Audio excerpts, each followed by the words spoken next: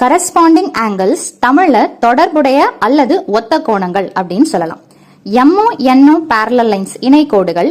எல்ன்றது என்னன்னு பாத்தீங்கன்னா transversal line. parallel லைன்னா என்ன, டிரான்ஸ்வர்சல் லைன்னா என்ன அப்படின்றதுடைய ஷார்ட்ஸ் ஏற்கனவே அப்லோட் பண்ணியிருக்கேன். சேனல்ல போய் பிளேலிஸ்ட்ல பாத்தீங்கன்னா கண்டிப்பா உங்களுக்கு புரியும். இப்போ இந்த இடத்துல நான் 1ன்ற ஆங்கிளை மார்க் பண்ணிருக்கிறேன். அந்த 1 எப்படி இருக்குது, எல்லுக்கு ரைட் சைட்லயும் எம்ன்ற parallel லைனுக்கு மேலையும் இருக்குது.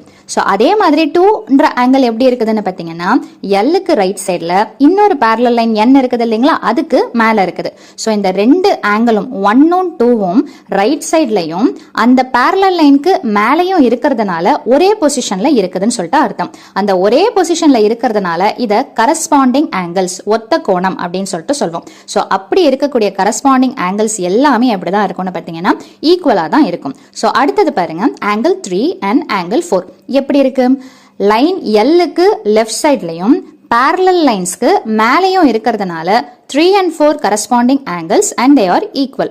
அதே மாதிரி 5 and 6 லைன் எல்லுக்கு லெஃப்ட் ஆகவும் parallel lines mnக்கு கீழையும் இருக்குது. so they are equal.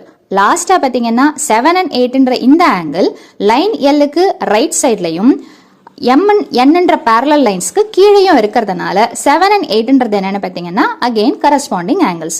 இந்த மாதிரி ஒரே ஒரு டிரான்ஸ்வர்சல் லைன்ல எத்தனை parallel லைன்ஸ் வரைஞ்சாலும் அந்த அத்தனை parallel லைன்ஸ்க்கு ஏற்படக்கூடிய அந்த ஆங்கிள் ஒரே சைட்ல ஒரே பொசிஷன்ல இருந்ததுன்னா அதை கரஸ்பாண்டிங் ஆங்கிள்ஸ்னு சொல்லுவோம். அந்த கரஸ்பாண்டிங் ஆங்கிள்ஸ் எப்பவுமே ஈக்குவலா தான் இருக்கும். மீண்டும் அடுத்த பதிவுல வேறொரு கான்செப்டோட சந்திக்கிறேன். தேங்க்யூ.